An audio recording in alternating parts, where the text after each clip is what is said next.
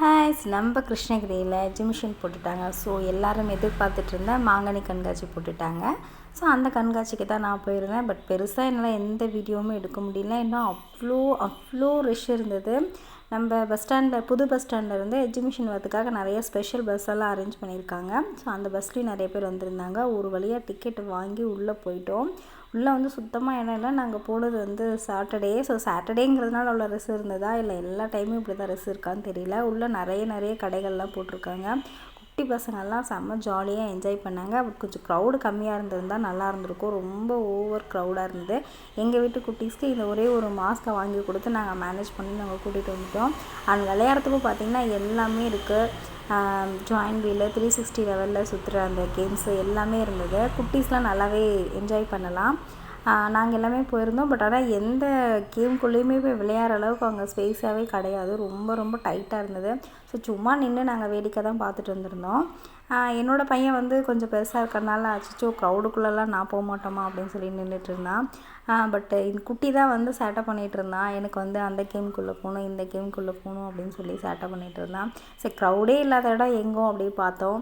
இந்த இடத்துல தான் க்ரௌடே இல்லாமல் இருந்தது. இந்த சிவகாமி ஜோதிடம்னு சொல்லுவாங்க இல்லையா, அது சரி ஒரு ஃபன்னுக்காக அதை கேட்டுட்டு இருந்தோம். திடீர்னு அங்கே பவர் கட்டும் ஆச்சு. சில இடத்துல லைட்டெல்லாம் இருந்துச்சு. இந்த கேம்ஸ் எல்லாம் பார்த்திங்கன்னா சுத்தமாக லைட் ஆஃப் ஆகிடுச்சு. அந்த மாதிரி இருந்தது. அப்போ தான் நாங்கள் பேசிகிட்டு இருந்தோம், ஒருவேளை நாம் இப்போ போயிருக்கும்போது மேலே போய் நின்றுடுச்சுன்னா என்ன பண்ணுறது அப்படின்னு பேசிகிட்டு இருந்தோம்.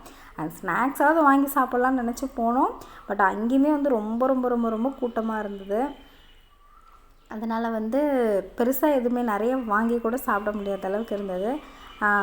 எக்ஸிபிஷன் ரொம்ப நல்லா அரேஞ்ச் பண்ணியிருக்காங்க. பட் க்ரௌடு மட்டும் கண்ட்ரோல் பண்ண முடியாத அளவுக்கு இருந்தது. எனக்கு அந்த மாதிரி இருந்தது. நான் போன நாள் எனக்கு அந்த மாதிரி இருந்தது. பெருசாக என்னால் வீடியோஸ் கூட எதுவுமே எடுக்க முடியல.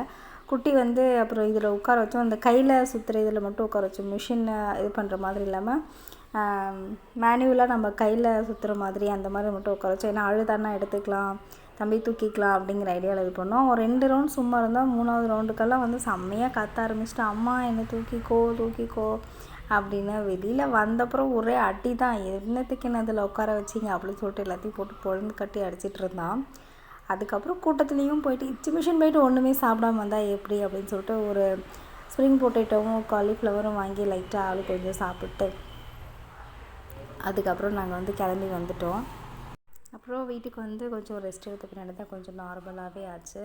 பட் அங்கே தண்ணி கூட சரியாக குடிக்காதனால பாடி செம்ம ஹீட் ஆகிடுச்சு. ஸோ நீங்கள் போகிறீங்க அப்படின்னா ஒரு ஃப்ரீ டேஸில் நீங்கள் சூஸ் பண்ணிக்கோங்க. சாட்டர்டே சண்டே கொஞ்சம் அவாய்ட் பண்ணிக்கிட்டால் நீங்கள் நல்லாவே என்ஜாய் பண்ணலாம். தேங்க்யூ ஃப்ரெண்ட்ஸ், தேங்க்ஸ் ஃபார் வாட்சிங்.